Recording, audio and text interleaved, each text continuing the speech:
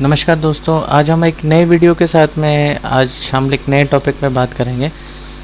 बहुत सारे लोगों ने मुझसे क्वेश्चन किया था कि क्या हमें एफबीए में अपने प्रोडक्ट भेजने चाहिए या नहीं भेजने चाहिए, क्या हमें खुद से ही करना चाहिए, मर्चेंट फुलफिलमेंट के थ्रू करना चाहिए या एफबीए के थ्रू हम लोगों को सेल करना चाहिए।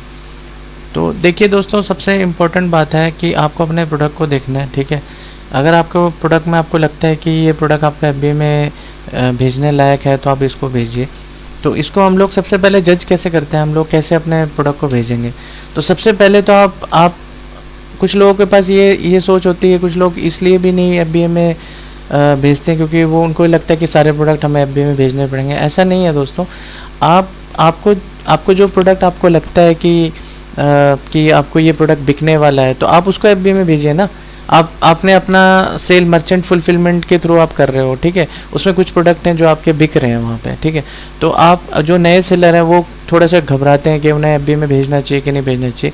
तो आप उनको कैसे आप जज करोगे? आप देखिए, आपके कुछ प्रोडक्ट हैं, जैसे मान लीजिए 2 प्रोडक्ट हैं जो आपके रेगुलर बिक रहे हैं, आप उनको पहले भेज के देखिए, उनको आप एफबीए में भेजिए, ठीक है। तो उसमें जब आप देखोगे कि आपकी सेल कैसे हो रही है, अगर आपकी सेल वहाँ पे अच्छी हो रही है तो आप उसकी क्वांटिटी बढ़ा दीजिए। उसके बाद धीरे धीरे आप और भी प्रोडक्ट आप वहाँ पे भेज सकते हैं। ऐसा नहीं है आपको काफ़ी सारी इन्वेंट्री भेजनी है, 50 100 200 इन्वेंट्री भेजनी है, ऐसी कोई ज़रूरत नहीं है। आप 1 2 3 प्रोडक्ट से भेज के भी आप एफबीए में स्टार्ट कर सकते हैं। तो एफबीए में स्टार्ट करने के लिए आपको कुछ रिक्वायरमेंट होती है। एफबीए में स्टार्ट करने के लिए आपको सबसे पहले तो जिन वेयर हाउसेस, जैसे आपके जो स्टेट है, जो भी आपका एरिया है, वहाँ पे जो भी नियरेस्ट वेयर हाउस है वहाँ पे भेजने के लिए आपको सबसे पहले तो अपने जीएसटी में उन वेयर हाउसेस को आपको ऐड करवाना पड़ेगा। तो जैसे ही आप उन वेयर हाउसेस को ऐड करने के लिए आपके जो भी सीए हैं आप उनको बोलिए कि आप उनका मतलब अपने जीएसटी में अमेज़ॉन के वेयर हाउस को ऐड कीजिए। और अगर आप नहीं करवा पा रहे हैं तो फिर अमेज़ॉन के भी एक सीए हैं जो अमेज़ॉन के पैनल पे आपको मिल जाते हैं। तो आप उनके थ्रू में भी वो कुछ आपका पेमेंट लेते हैं, वो आप पेमेंट आप उनको पे करेंगे तो फिर वो आपका ये सारा काम कर देंगे। और उसके बाद उसको एपीओपी बोलते हैं, एडिशनल प्लेस ऑफ बिजनेस, मतलब आपने एक अलग से आपका जहाँ पे बिजनेस हो रहा है उसको एड्रेस आप अपने जीएसटी में ऐड करवा रहे हैं, उसको एपीओपी बोलते हैं, ठीक है। तो उसको ऐड करने के बाद आपने सारी फॉर्मेलिटी पूरी कर दी, उसके बाद आप अपने प्रोडक्ट को आप एफबीए में भेज सकते हैं, ठीक है। तो इसका जो बेनिफिट होता है वो क्या क्या होता है? इसका बेनिफिट ये होता है कि फर्स्ट आपका जो प्रोडक्ट है उसमें आपका जो फुलफिलमेंट का जो टैग है वो आपका उसमें लग जाता है, ठीक है। तो उससे बेनिफिट ये होता है कि बहुत सारे बायर, उनको ये पता होता है कि भाई ये फुलफिलमेंट से आ रहा है तो आपका जो प्रोडक्ट है वो अच्छा ही होगा। तो प्रोडक्ट आपका अच्छा है तो फिर वो आपसे बाइंग करेंगे, आपसे ज़्यादा से ज़्यादा खरीदेंगे, ठीक है। दूसरा, आपको वहाँ पे प्राइम टैग लगने के भी ऑप्शन रहते हैं कि आपको प्राइम टैग लग जाते हैं। तो बहुत सारे जो बायर हैं वो प्राइम टैग उन्होंने ले रखा है, मतलब प्राइम मेंबरशिप ले रखा है। तो वो लोग प्राइम सेलर को ही चूज़ करते हैं क्योंकि उससे ये बेनिफिट होता है कि भी बायर को एक्स्ट्रा डिलीवरी चार्ज नहीं पे करना पड़ता। तो उसके लिए जो बायर होता है वो प्राइम सेलर से ही खरीदना चाहता है जिनका प्रोडक्ट फुलफिलमेंट मतलब एफबीए में है, ठीक है। और जो फ़ायदा ये होता है कि आपका जो प्रोडक्ट है वो जल्दी कस्टमर के पास पहुंचता है। जो आपका जो कस्टमर है वो जब जल्दी पहुंचेगा तो फिर आपको अच्छा रिव्यू देगा, रेटिंग देगा, ठीक है। और चौथी जो बात है वो ये है कि आपके जो प्रोडक्ट हैं वो मतलब उनकी जो सेल होने की जो प्रोबेबिलिटी वो बढ़ जाती है।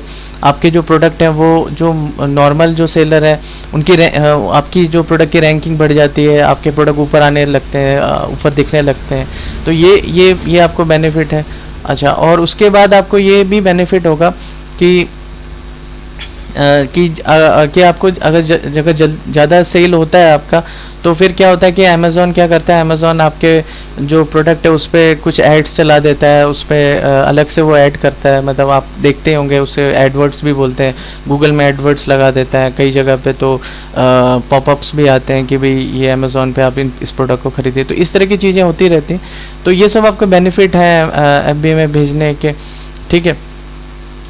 उसके बाद ये है कि आपका जो प्रोडक्ट है वो एक्सप्लोर करेगा, मतलब ज़्यादा से ज़्यादा जगह पर मतलब अगर आप आपका जो प्रोडक्ट है वो ज़्यादा से ज़्यादा आपका एक्सप्लोर करें, ज़्यादा से ज़्यादा लोगों को आपको दिखेगा, तो आपकी जो सेल है वो आपकी बढ़ेगी। ठीक है, तो देखिए सबसे पहले जब आपके पास जब FBA में आपका जब ऑर्डर आता है, तो आपका जब ऑर्डर आता है तो आप उसको तो FBA में वो लोग उसको पैक करते हैं, फिर उसको वो जो प्रोडक्ट है वो FBA स्टोर में वो पैक करते हैं, अपनी पैकिंग में उसको पैक करते हैं। फिर उसके बाद पैक करने के बाद उसको जितने भी नियरेस्ट जहाँ का भी एड्रेस है वहाँ पे वो, अगर वो लोकल एरिया में तो 1 से 2 दिन में पहुँच जाता है, और अगर मान लीजिए नेशनल लेवल पे आपके ऑर्डर आते हैं तो वो आपके जो ऑर्डर हैं वो मतलब 4 से 5 या 6 दिन के अंदर आपका वो प्रोडक्ट डिलीवर हो जाता है। ठीक है, तो ये जो इन्वेंट्री है आपकी, आप ट्राई कीजिए, आप अपने प्रोडक्ट को FBA में भेज के देख सकते हैं। अगर सपोज़ कीजिए आपके जो प्रोडक्ट हैं वो कुछ ऐसे प्रोडक्ट हैं जो आपके बिक नहीं रहे, तो आप अपने प्रोडक्ट को आप अमेज़ॉन से आप वापस भी मंगा सकते हैं। ऐसा नहीं है कि आपको उसको रखना ही है, क्योंकि देखिए जब आप अपने प्रोडक्ट को FBA में रखते हैं तो जो आपके नॉर्मल जो चार्जेस हैं वो तो आपके कटते ही हैं, साथ में आपको जो रखने का और पैकिंग का जो चार्ज है वो एक्स्ट्रा आपको पे करना पड़ता है। तो मैं आपको ये राय दूंगा, जो प्रोडक्ट आपके बिक नहीं रहे, आपने 1 महीना 2 महीने देखा कि वो प्रोडक्ट बिक नहीं रहा है, तो आप उसको वापस मंगा लीजिए। जिससे क्या होता है कि आपका जो प्रोडक्ट की जो रखने का जो खर्चा है वो आपका बच जाता है। ठीक है, आपको थोड़ा स्मार्टली वर्क करना है। आपको FBA में ऐसा नहीं है कि अगर जैसे कुछ सेलर ऐसे होते हैं जो अपने प्रोडक्ट को रख देते हैं, वो इसी भरोसे बैठे रहते हैं कि हमारा प्रोडक्ट बिकेगा। ऐसा कोई भी गारंटी अमेज़ॉन नहीं देता है कि आप अगर FBA में अपने प्रोडक्ट को रख रहे हैं तो वो 100% बिकेगा ही बिकेगा। तो अगर जो प्रोडक्ट आपके बिक नहीं रहा तो आप उसको बहुत मतलब जितनी जल्दी हो सकता है आप उस प्रोडक्ट को वापस मंगा लीजिए।